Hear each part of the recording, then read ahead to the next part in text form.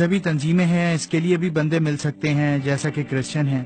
ये बरादरी के कोई भी काम हो, ऐसे वैसे उनके लिए लोग जमा करने होते हैं तो उसके लिए भी लोग मिल जाते हैं। जैसे कोई आदमी है, उसने रोड ब्लॉक करवानी है या कोई मुतालिबा हुकूमत या इंतजामिया से मनवाना है तो वो कॉल करता है कि यार मुझे 300-400 आदमी चाहिए।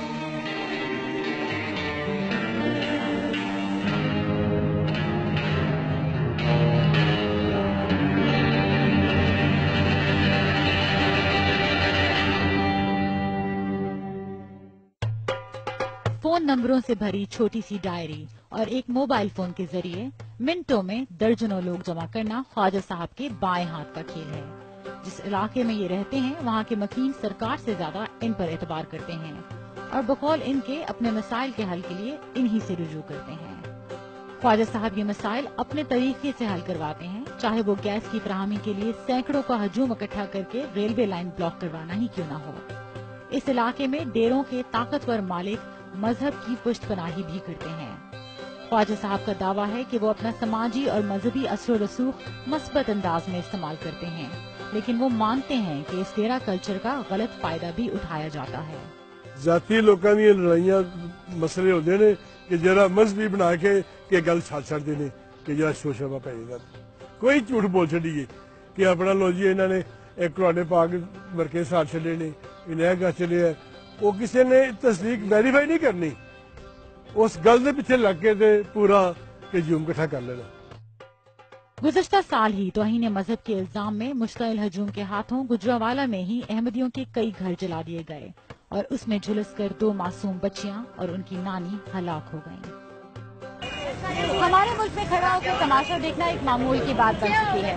जैसे कि आप देख सकते हैं कि यहाँ पर भी आहिस्ता आहिस्ता हजूम बढ़ता जा रहा है। अब इस तरह के हजूम को मुश्तइल हजूम बनाने के लिए अक्सर चंद अफराद की जरूरत होती है और हालात वहाँ तक भी पहुँच सकते हैं कि किसी की जान चली जाए। और इस तरह के लोगों को जमा करना अब एक मुनाफा बख्श कारोबार बन चुका है। हमें एक ऐसे बासर डेरे तक रसाई मिली जहाँ बज़ाहिर मुश्तइल हजूम किराए पर देने की डील हो रही थी।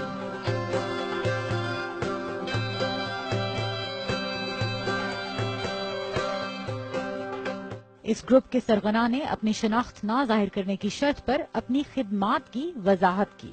मजहबी तंजीमें हैं, इसके लिए भी बंदे मिल सकते हैं, जैसा कि क्रिश्चियन हैं। ये बरादरी के कोई भी काम हो, ऐसे वैसे उनके लिए लोग जमा करने होते हैं तो उसके लिए भी लोग मिल जाते हैं। कोई और तंजीम हो, जैसा कैसे पैसा हवा वाले, उनके लिए भी बंदे मिल जाते हैं। धरना है, इसके लिए भी बंदे मिल जाते हैं। इधर हर काम के लिए लोग मिल जाते हैं। इस तरह के हजूम जमा करने, इन्हें मुनज़्ज़म करने और मुख्तलिफ मफादात के लिए इस्तेमाल करवाने के लिए ये साहब मिडिल मैन का किरदार अदा करते हैं। इनके मुताबिक मुश्तइल हजूम के पीछे मखसूस मकासद, गुर्बत और पैसा है। जैसे कोई आदमी है, उसने रोड ब्लॉक करवानी है या कोई मुतालिबा हुकूमत या इंतजामिया से मनवाना है तो वो कॉल करता है कि यार मुझे 300-400 आदमी चाहिए। इस तरह के कामों के लिए हम उन लोगों को इस्तेमाल करते हैं जो चौकों में मजदूरी के लिए बैठे होते हैं। उनको हम 1-1 हज़ार रुपए देते हैं और तहफ़्फ़ुज़ भी देते हैं कि अगर पकड़े गए तो उनको हम छुड़वाएंगे। आपका कट क्या होता है सारी सिलसिला? इसमें हमारा कमीशन होता है। क्या ये बढ़ता कारोबार इससे वाबस्ता सौदागरों के मकासद हल, लेकिन दूसरी जानिब हुकूमती रेट को चैलेंज नहीं कर रहा? और क्या इसकी कीमत हमेशा मासूम लोग अपने घरों की राख समेट कर ही अदा करते रहेंगे? सबा एतजाज, BBC न्यूज़, गुजरांवाला।